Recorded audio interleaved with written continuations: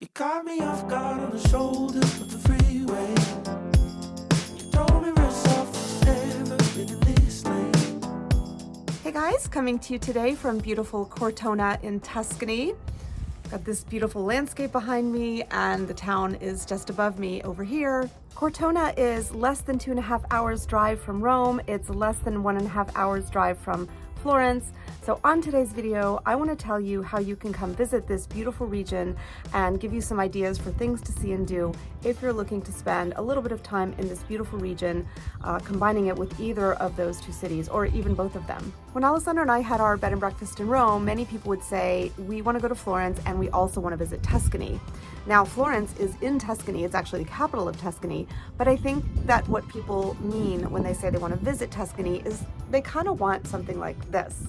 So this bucolic setting with olive trees, wineries, beautiful countryside, cute little towns where you can go exploring and visiting little shops and just popping into wine bars. I think that is sort of the quintessential idea of Tuscany. So without further ado, let's get into it. Oh, I think I don't want it any other way. If you had a reason that'll make you stay, go out, baby. The first piece of advice I have for you is to consider renting a car. This region is really not easy to get to on public transportation, although there are trains.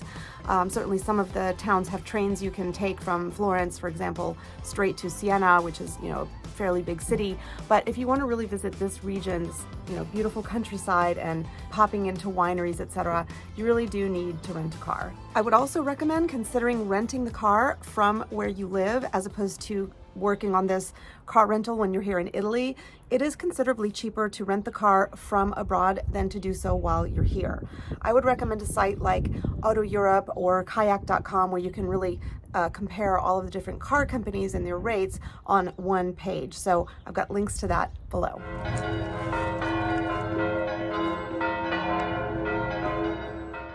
Can you hear those church bells? It's noon. There's also a little bit of a breeze. It's absolutely beautiful. I'm here in April and it is a lovely time to be here. We are really lucky with beautiful sunny days, although it's a bit chilly, but it's a great weather. It's a great time of year to go wine tasting and exploring in the town because you're not going to get overheated. So I definitely recommend visiting Tuscany any time of year, but certainly spring is one of the most beautiful times. The next tip I have to give you about visiting Tuscany is to consider what time of year you want to come here. Now, I would suggest that Rome and Florence are cities you can visit any time of year and they're beautiful. Obviously, the weather changes and that can affect how you enjoy your trip. For example, in winter, you just don't have that same experience of sitting out in a piazza with, the sun shining on you and feeling warm and cozy and all that. But winter has its charms as well. It's less crowded. So winter is a great time to visit Tuscany. You can certainly go wine tasting. It's going to be less crowded. It will not have that same stunning light that we get in the warmer months, but it is a great time to visit anyway because you can just get really cozy with some nice big glasses of red wine, some pasta, and just still enjoy these towns and all they have to offer. Spring is really beautiful for me anytime in Italy because all the flowers are blooming and the weather is just lovely.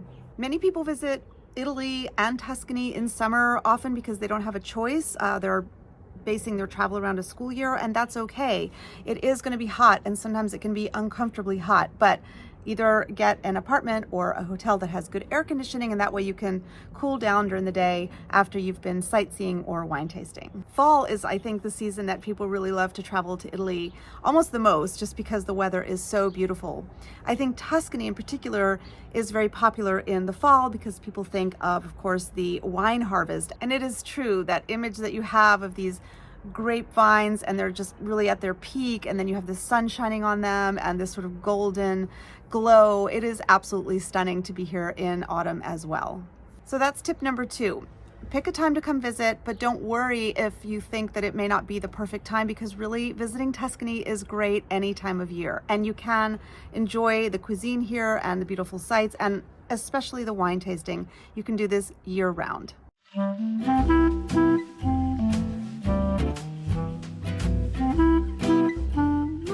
Tip number 3 3. I would suggest if you are going to stay in Tuscany for any length of time, whether it's 2-3 days, a week, whatever it is, pick a spot and plant yourself there. Certainly you can decide to spend a couple weeks in Tuscany. Maybe you're going to spend 1 week in one part and 1 week in another part. That's okay too.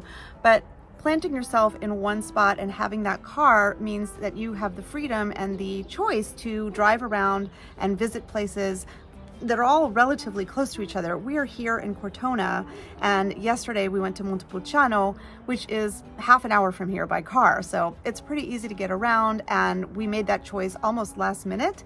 And today we also made the choice last minute, yesterday, to drive maybe 20 minutes from here to visit this other winery. So there's a lot that you can see just around wherever you decide to base yourself.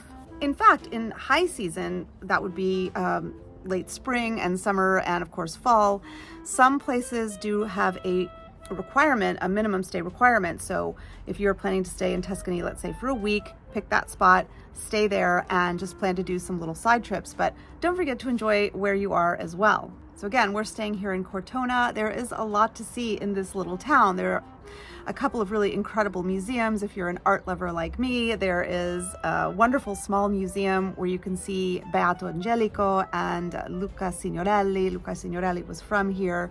It's very religious art, 14th and 15th century, but it's absolutely wonderful. And in and around Cortona, there are monasteries and beautiful places that you can visit, abbeys, St. Francis's cells. There's just a lot to see and do right here in Cortona. But again, Montepulciano, Montalcino, these other places are just not that far from us. You may remember that there was a book and a movie called Under the Tuscan Sun, and that was in fact written and filmed in this town. Hey guys, if you are enjoying this video, would you please go ahead and hit that like button below? Apparently it really helps with the algorithm, and I would really appreciate it.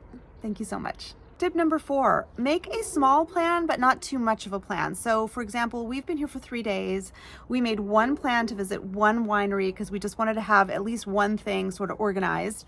And then the rest we sort of left up to, let's see what happens. How do you know where to go, which wineries to go to? So what we did, we looked online, we looked up wineries near Cortona, and we found one, and we went there, really enjoyed it. And I've got a link to that below. This is not sponsored by them. I'm just going to tell you where we went. And it was a lovely wine tasting with very abundant snacks.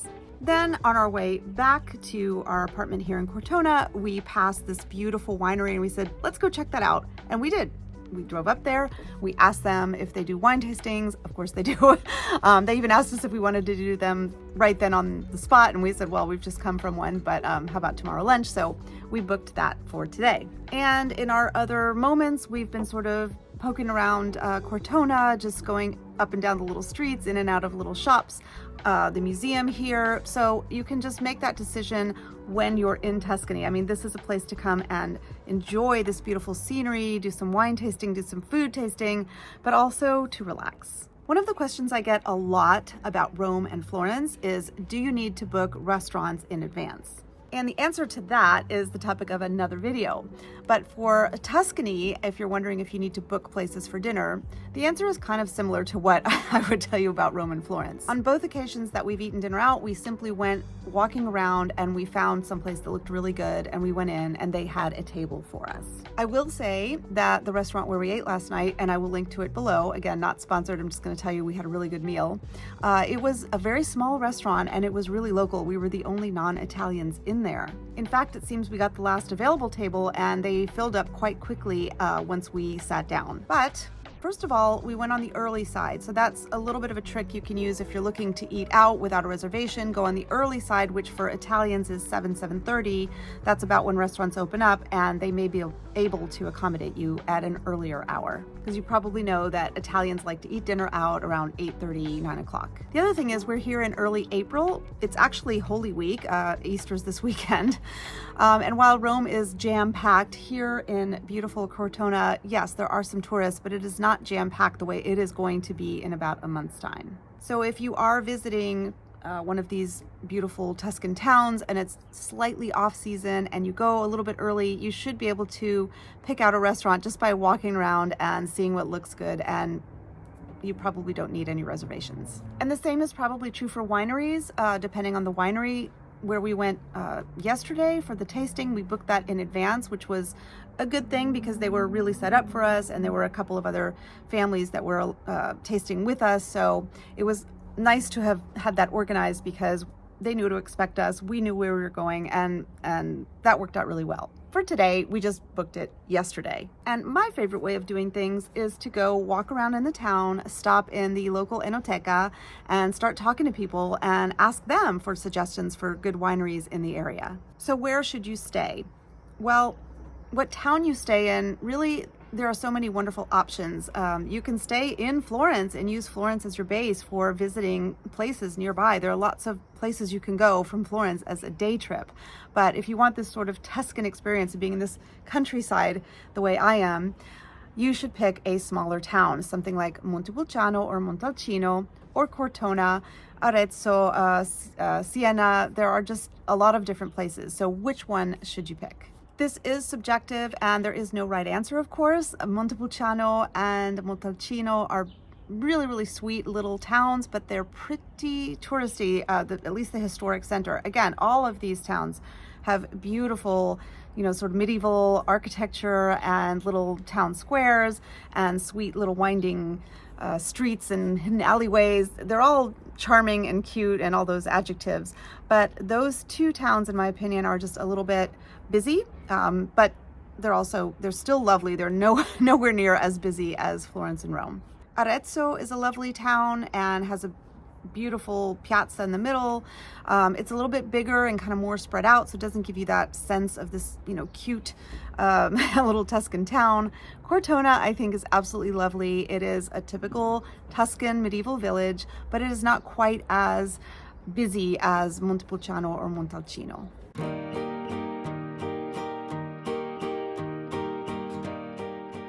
And this leads me to my very last tip about how to enjoy a Tuscan vacation from Rome or Florence.